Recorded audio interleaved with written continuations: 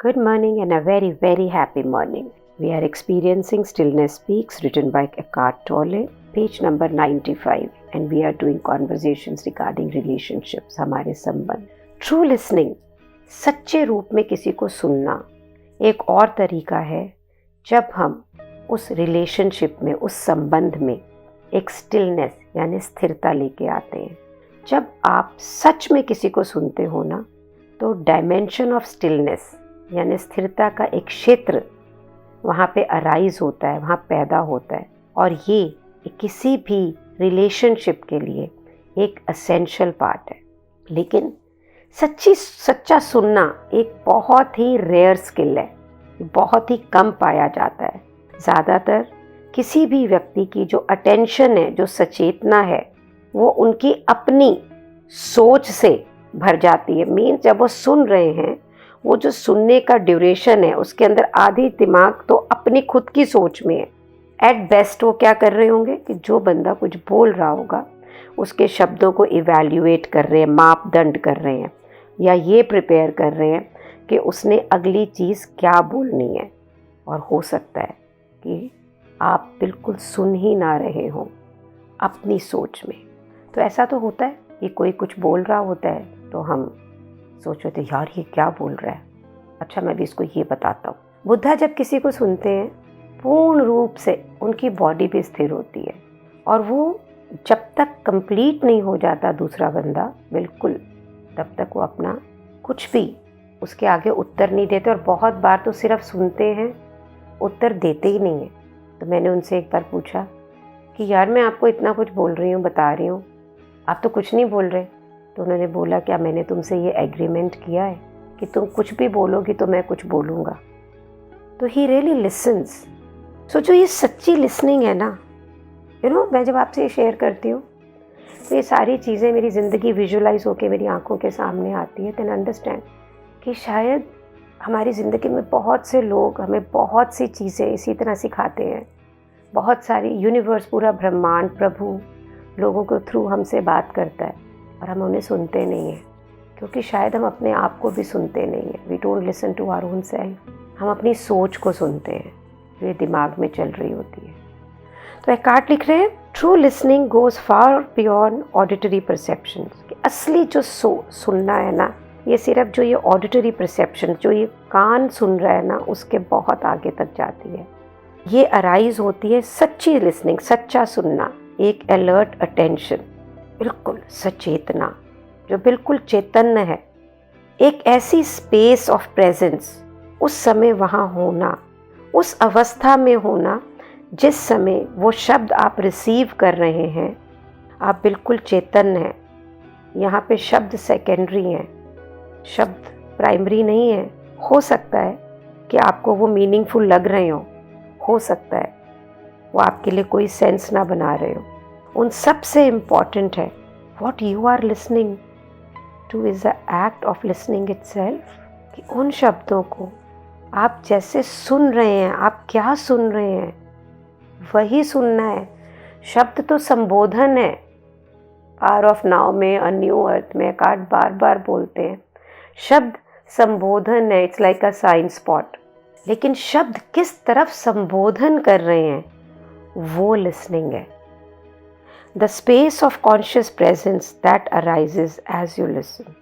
शब्दों से परे, शब्दों के संबोधन में जो स्पेस क्रिएट होती है कॉन्शियस प्रेजेंस की, चेतन होने की, वहाँ से लिसनिंग शुरू होती है. ये जो स्पेस है, ये जो क्षेत्र है, ये एक यूनिफाइड फील्ड ऑफ अवेयरनेस है. एक ऐसी सचेतना का क्षेत्र है जहाँ आप इकट्ठे हो जाते हैं, जहाँ आप रियलिटी में मिलते हैं उस दूसरे व्यक्ति को जो आपसे बात कर रहा है, without the separative barriers created by conceptual thinking. जहाँ पे कोई भी धारणा से भरी सोच आपको उस व्यक्ति से अलग नहीं करती. You are one with that person. Now the other person is no longer other. अब ये व्यक्ति दूसरा व्यक्ति नहीं है. इस स्पेस में, ऐसी स्पेस जहाँ पे आपकी सोच नहीं है, जहाँ पे मूल्यांकन नहीं है शब्दों का, जहाँ पे उत्तर देने की जल्दी नहीं है, अपने विचार बताने की कोई ज़रूरत ही नहीं है। जल्दी तो क्या, सुनते हैं आप किसी को शब्दों से नहीं, उसके बीइंग से।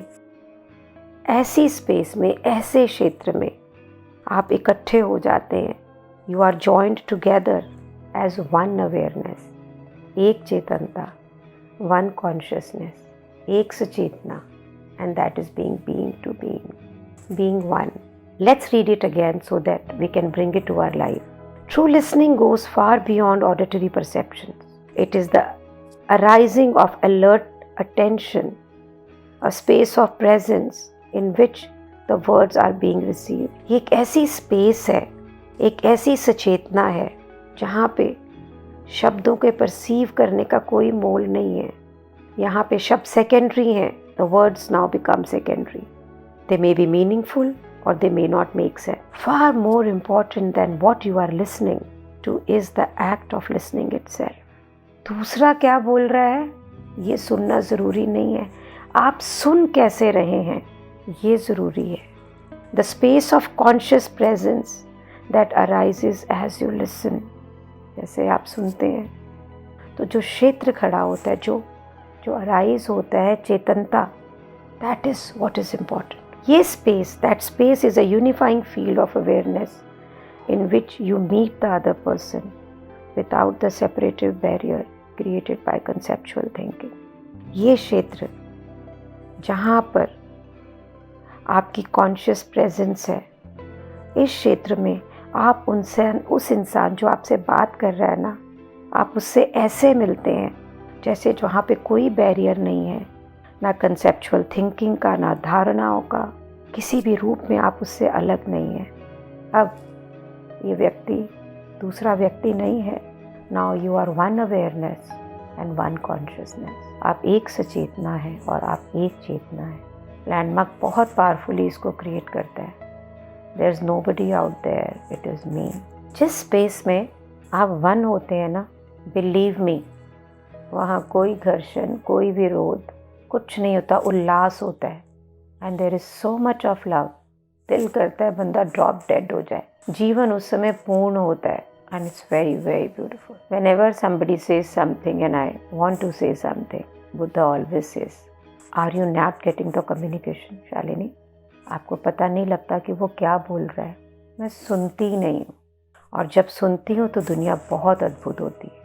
सो guys, why don't we take it as a play, as a game, कि जब हमारे जितने प्रियजन हैं, और शायद जो प्रियजन हमें अप्रिय लगते हैं क्योंकि उन्होंने हमें कुछ बोला या कहा या किया, can we just be one with them and listen to them beyond their words, beyond anything, and look at them as me, myself, as you. Believe me, दुनिया के हर शब्द का मतलब बदल जाएगा. रादर शब्दों का मतलब ही नहीं रहेगा. इंसान इम्पॉर्टेंट हो जाएगा. इंसान जो इस यूनिवर्स का हिस्सा है, जो प्रभु का प्रभुत्व है. Thank you so much for creating this space for me, this silence, this stillness, life beyond words, life beyond conceptions. Thank you so much.